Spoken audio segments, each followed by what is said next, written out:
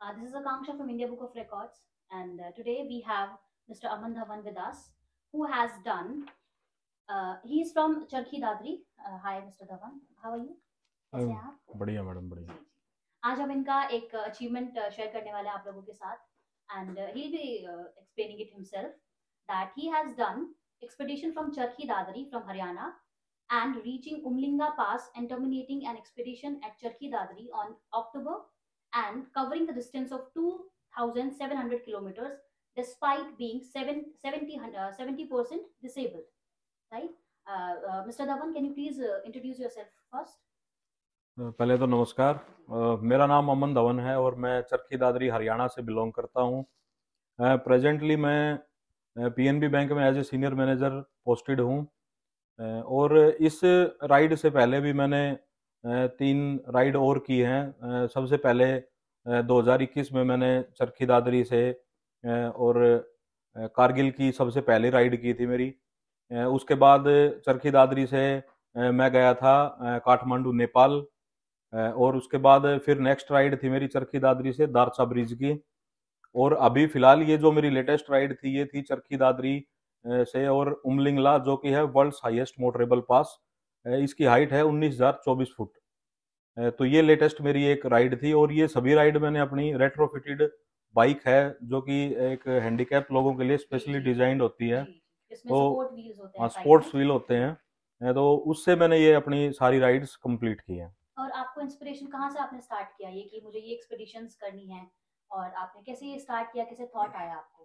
तो वो ये था मैम कि ना, जब जैसा कि आप जानते हो कि जो अपनी सोसाइटी है ना, वो हैंडीकैप पीपल्स को एक अलग ही दृष्टिकोण से देखती है। मतलब उनको वैसे तो देखते हैं कि हम सपोर्ट करते हैं, हम पर वो दिखाते हैं, वो दिखाते हैं कि हम आपको बहुत सपोर्ट कर रहे हैं, लेकिन एक्चुअल में आप देखोगे तो बहुत कम लोग होते हैं कि जो एम्पैथी में बिलीव करते हैं। एम्पैथी होता है कि आप सामने वाले को अपनी जगह पर रखकर उस जगह से देख रहे हैं। बिल्कुल बिल्कुल। पर वो लोग ऐसे देखते हैं कि नहीं, हमें बस हेल्प करनी चाहिए, एक बेचारा वाली जो फीलिंग। हाँ, वो जो बेचारा वाली फीलिंग है ना, उससे ऊपर उठना था एक।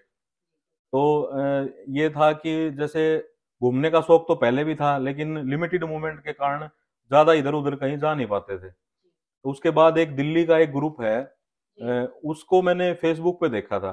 तो उनके यहाँ से भी मेरे को इंस्पिरेशन मिली कि भाई जब ये सब जा रहे हैं तो हम भी जा सकते हैं।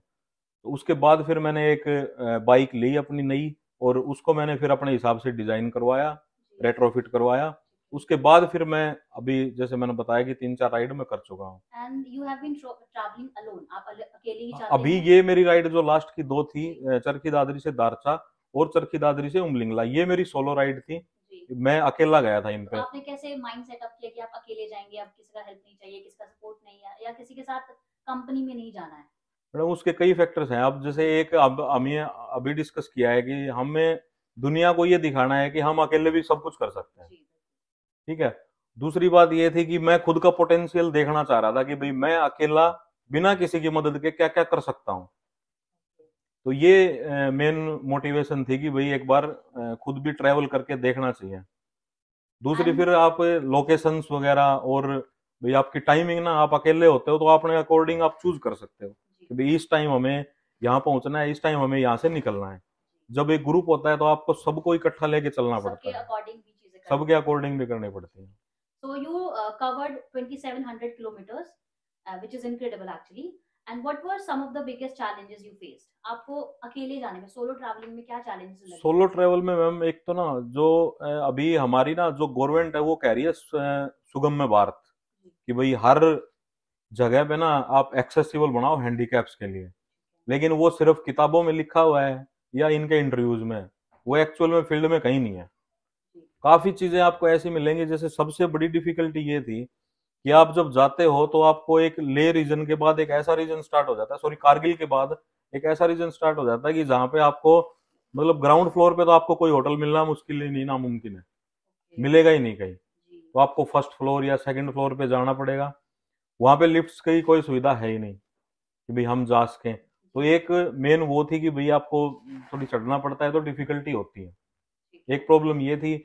एक प्रॉब्लम ये थी मैम कि जो अपना यहाँ पे जो ऑक्सीजन लेवल है सी लेवल पे, उससे 50% डिक्रीज हो जाता है वहां जाने के बाद।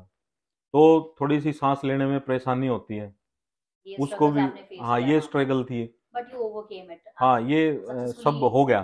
जी, कितने दिन में आपने ये एक्सपीडिशन पूरी ये मैम मैं मुनीला पास वाली? 12 अक्टूबर को शाम को मैं चरखी दादरी से चला था, लगभग 3 साढ़े 3 बजे के आसपास, हम्म, और मैं वापिस आ गया था 25 तारीख को।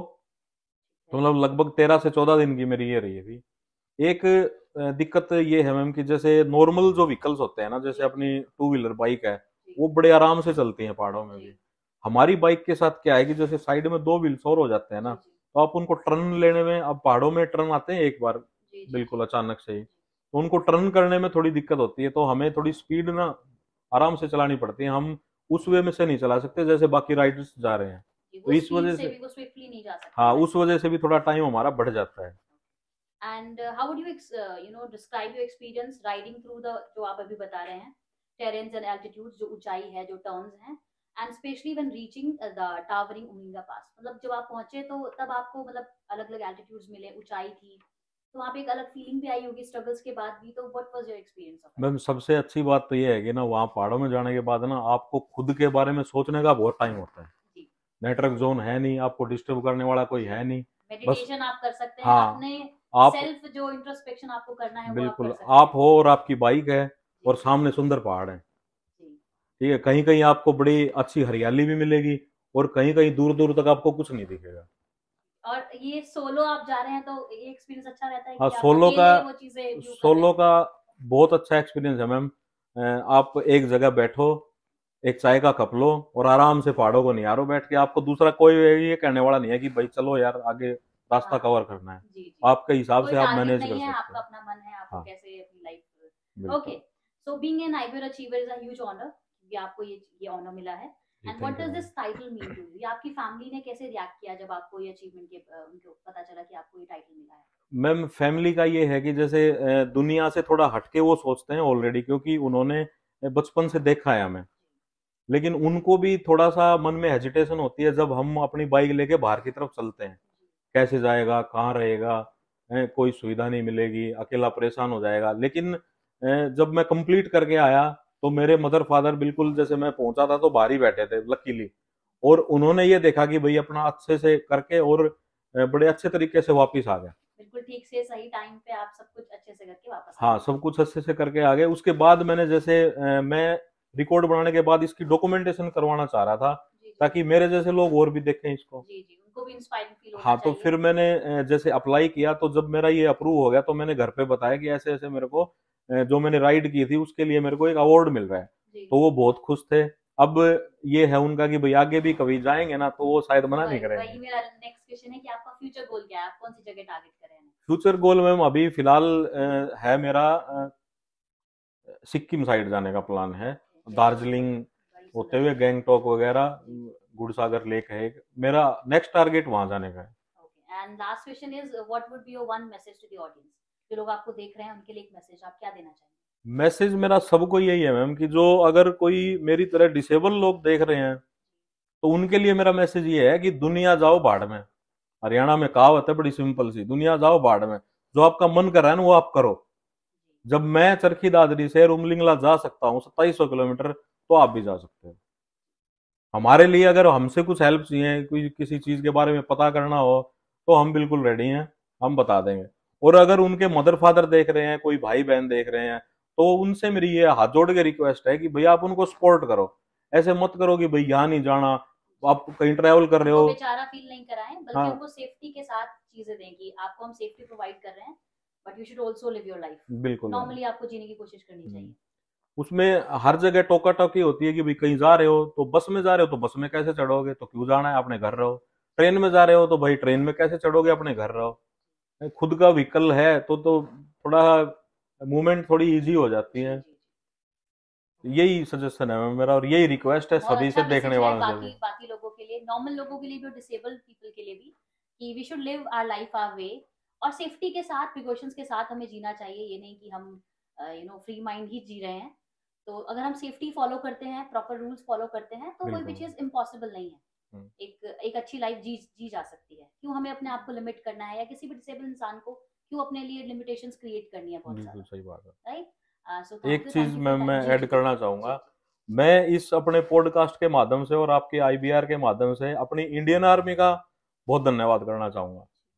मैं एक्सपीरियंस बताता हूँ। मैं कारगिल से चला था अर्ली मॉर्निंग। तो कारगिल के बाद जो सबसे पहली पीक आती है वो आती है नमिकला पास।